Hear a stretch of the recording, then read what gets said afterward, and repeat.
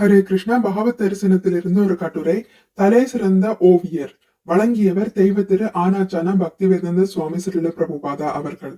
1973 பிப்ரவரியில் ஸ்ரீல பிரபுபாதர் அவர்கள் நியூசிலாந்தில் உள்ள ஆக்லாந்து ஓவிய கூட்டத்தில் உரையாற்றிட அழைக்கப்பட்டார். அங்கு தலை சிறந்த ஓவியரான கிருஷ்ணரின் படைப்பினை பற்றி சிந்திக்கும்படி கூட்டத்தினரை தூண்டினர். கிருஷ்ணர் எதையும் செய்ய வேண்டியதில்லை. தாய்மார்களே, கணவான்களே, தலை சிறந்த ஓவியர் யார் என்பது குறித்து உரையாற்ற எங்களுக்கு வாய்ப்பளித்தமைக்கும் இதை கேட்க வந்தமைக்கும் மிக்க நன்றி. கிருஷ்ணரே தலை சிறந்த ஓவியர் என்று வேதங்கள் கூறுகின்றன. நாதஷ்ய காரியம் கரணம் ச வித்யதே நாதத்ஷமசாப்த்யதிகஸ்ச திருஷ்யதே. புருஷோத்தமராகிய முழுமுதற் கடவுளுக்கு மேலாகவோ இணையாகவோ எவரும் இல்லை. மேலும் அவரே தலை சிறந்த ஓவியர் என்பதால் அவர் செய்ய வேண்டிய செயல் என்று எதுவும் இல்லை. இந்த உலகில் சிலர் நம்மை விட தாழ்ந்தவராகவும், சிலர் நமக்கு சமமானவராகவும், சிலர் நம்மை விட உயர்ந்தவராகவும் இருப்பதை அனுபவத்தில் காண்கிறோம். நீங்கள் எவ்வளவு சிறந்தவராக இருப்பினும் உங்களுக்கு சமமானவரையோ உங்களை விட சிறந்தவரையோ நீங்கள் காண்பது உறுதி. ஆனால் புருஷோத்தமராகிய முழுமுதற் கடவுளை விட உயர்ந்தவரோ அவருக்கு சமமானவரோ எவரும் இல்லை என்று மிகச்சிறந்த சாதுக்கள் தீர்மானித்துள்ளனர். பகவானுக்கு தாம் ஆற்ற வேண்டிய கடமையோ அதற்கான கட்டாயமோ எதுவும் இல்லை என்பதே அவரது சிறப்பு தன்மையாகும். நாதஷ்ய காரியம் கரணம் வித்யதே. அது ஏன் அப்படி? ஏன் அவர் ஒன்றும் செய்ய தேவையில்லை? பராஷ்ய சக்திர் விவிதைவ ஸ்ரூயதே. அவருடைய எண்ணற்ற சக்திகள் அனைத்தும் அவருடைய விருப்பத்தின்படி இயல்பாக செயல்படுகின்றன. தலை சிறந்த ஓவியர். நீங்கள் மிக அழகான ரோஜா ஒன்றினை வரைய விரும்பினால் தூரிகை ஒன்றை எடுத்துக்கொண்டு தட்டில் வண்ணங்களை கலந்து மூளையை கசக்கி ரோஜாவை அழகுபடுத்த வேண்டும். ஆனால் தோட்டத்திலோ ஆயிரக்கணக்கான ரோஜாக்கள் மலர்ந்திருப்பதை காணலாம். இவை இயற்கையினால் வண்ணம் தீட்டப்பட்ட மிக அற்புதமான ஓவியங்களாகும். இந்த விஷயத்தை நன்கு ஆராய வேண்டியது அவசியம். இயற்கை என்பது ஒரு கருவி அல்லது சக்தி மட்டுமே.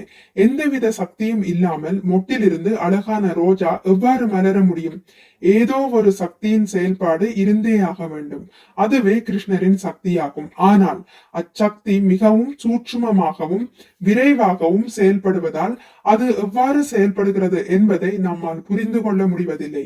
எனவே கிருஷ்ணரே தலை சிறந்த ஓவியர். இன்றைய மின்னணு யுகத்தில் பொத்தானை அழுத்தினாலே இயந்திரம் மிக அருமையாக செயல்படுகிறது.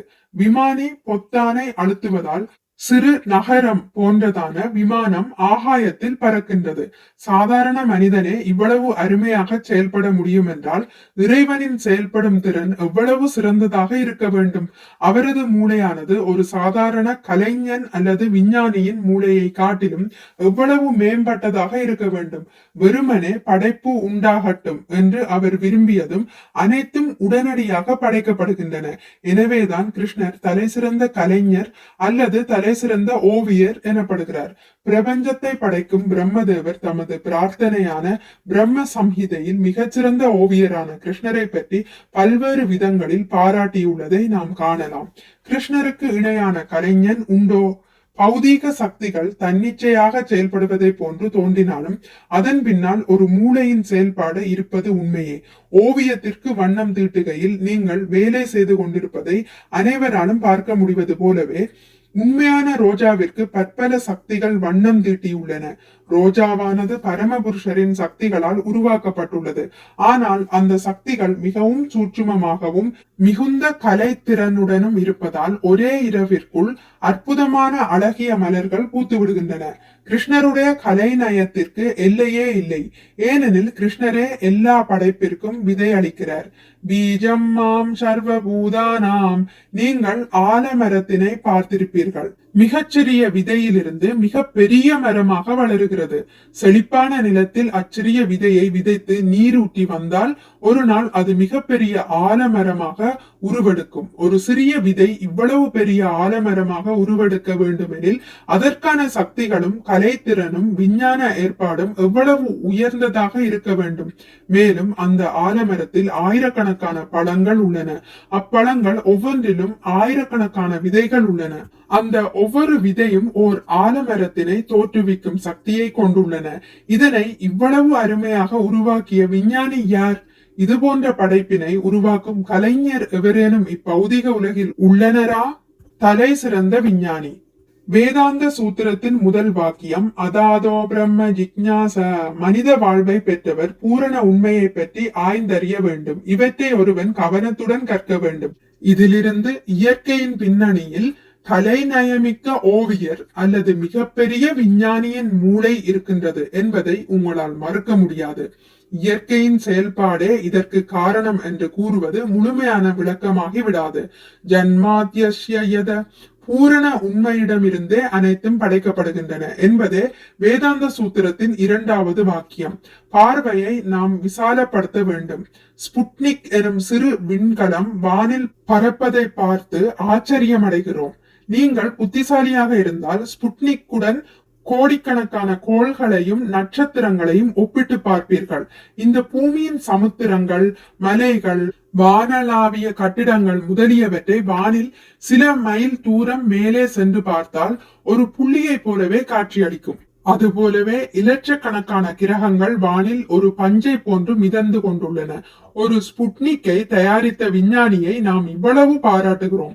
இவ்வாறு இருக்கையில் வியக்கத்தகு பிரபஞ்சங்களை படைத்தவருக்கு நாம் எவ்வளவு நன்றியையும் பாராட்டுகளையும் தெரிவிக்க வேண்டும். தலை சிறந்த ஓவியரையும் தலை சிறந்த விஞ்ஞானியையும் பாராட்டும் இவ்வுணர்வே கிருஷ்ண உணர்வாகும்.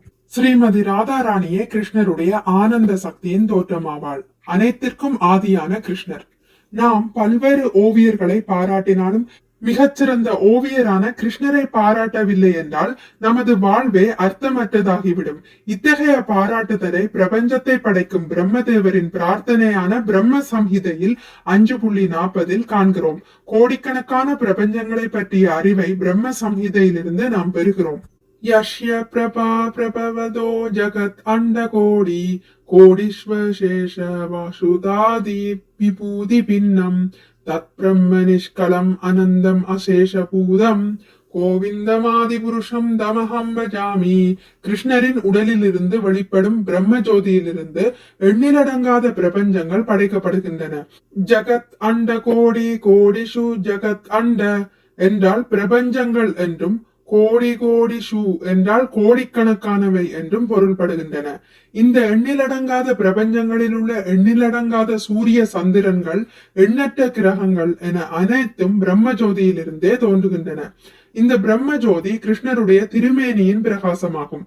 தங்களுடைய துளியளவு மூளையை கொண்டு அனுமானத்தினால் பரமனை அணுக முயலும் ஞானிகளால் இந்த பிரம்ம ஜோதியை மட்டுமே அடைய முடியும். பிரம்ம ஜோதிக்கு ஆதியான கிருஷ்ணரை அவர்களால் அடைய முடியாது. சூரிய ஒளி இதற்கு ஒரு சிறந்த உவமையாகும். சூரிய ஒளியானது சூரியனிலிருந்து வருகின்றது. சூரியன் ஓரிடத்தில் இருந்தாலும் அதன் ஒளியானது பிரபஞ்சம் முழுவதும் பரவுகின்றது. நிலவு எவ்வாறு சூரியனின் ஒளியினை பிரதிபலிக்கின்றதோ அதுபோல சூரியனும் பிரம்மஜோதியினை பிரதிபலிக்கின்றது. அந்த பிரம்மஜோதி கிருஷ்ணரது திருமேனியின் ஒளியாகும். ஸ்ரீ கிருஷ்ணரே பரம ஆளுநர். ஆகையால் கிருஷ்ணரை புரிந்து கொள்வதே எல்லா கலைகளிலும் தலை சிறந்த கலையாகும். நாம் ஒரு கலைஞனாக இருக்க விரும்பினால் அவரை புரிந்து கொள்ள முயல வேண்டும். அதாவது தலை சிறந்த கலைஞரான கிருஷ்ணருடன் நெருக்கமான முறையில் உறவு கொள்ள முயல வேண்டும். இந்த காரணத்திற்காகவே அகில உலக கிருஷ்ண பக்தி இயக்கத்தினை யாம் நிறுவியுள்ளோம். முறையான பயிற்சியை மேற்கொள்ளும் இவ்வியக்கத்தின் உறுப்பினர்களால் கிருஷ்ணருடைய கலைத்திறனின் வெளிப்பாட்டை அனைத்திலும் காண முடிகிறது. அனைத்து இடங்களிலும் கிருஷ்ணருடைய கலைத்திறனை காண்பதே கிருஷ்ண உணர்வாகும். பகவத்கீதையில் 10.8 அகம் சர்வஸ்ய பிரபவோ மத்த சர்வம் பிரவர்த்ததே.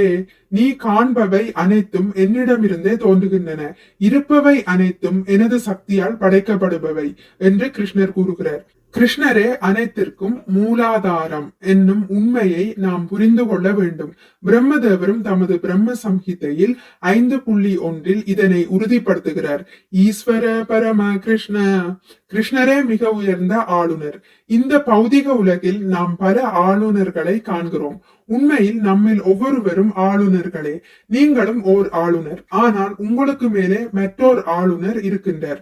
அவருக்கும் மேல் மற்றொருவர் என ஆராய்ந்து கொண்டே போனால் இறுதியில் எவராலும் கட்டுப்படுத்த முடியாதவரும் அனைவரையும் கட்டுப்படுத்துபவருமான பரம ஆளுநரை காண முடியும். அந்த பரம ஆளுநரே பகவான் கிருஷ்ணர்.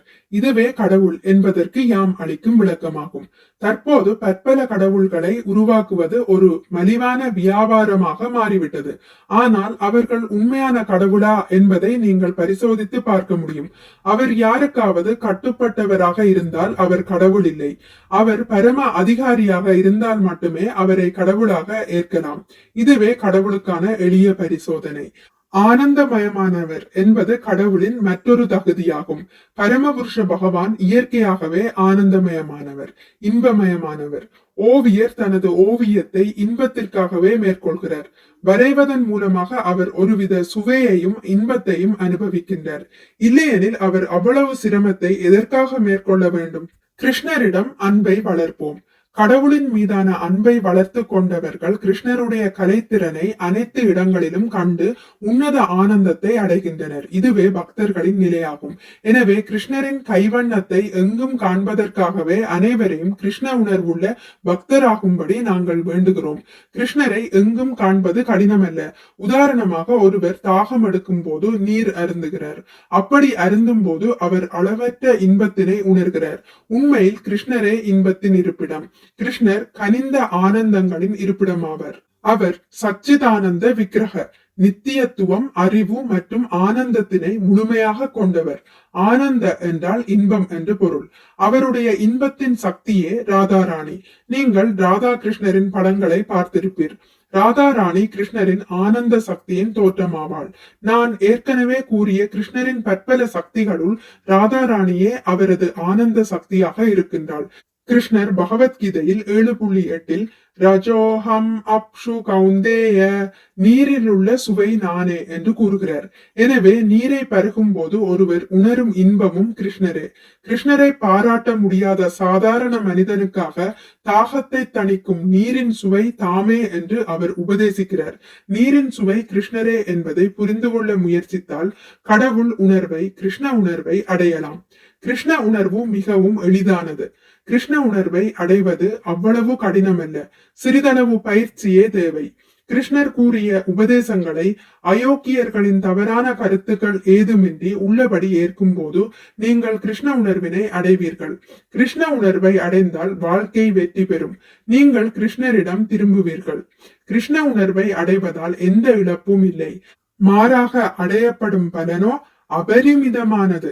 எனவே கிருஷ்ண உணர்வை பெற முயலுங்கள் என்று உங்கள் அனைவரையும் வேண்டுகிறோம்.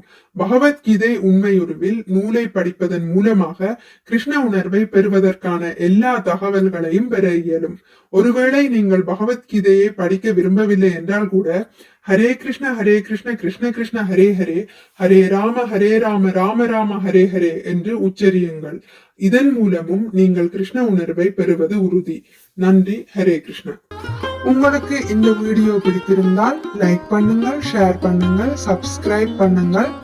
நோட்டிபிகேஷன் பெல்லை அழுத்துவதன் மூலம் அடுத்த பதிவுகள் உங்களை வந்தடையும். பகவான் ஸ்ரீ கிருஷ்ணரை பற்றி கேட்டு மகிழ்வோம். ஹரே கிருஷ்ணா.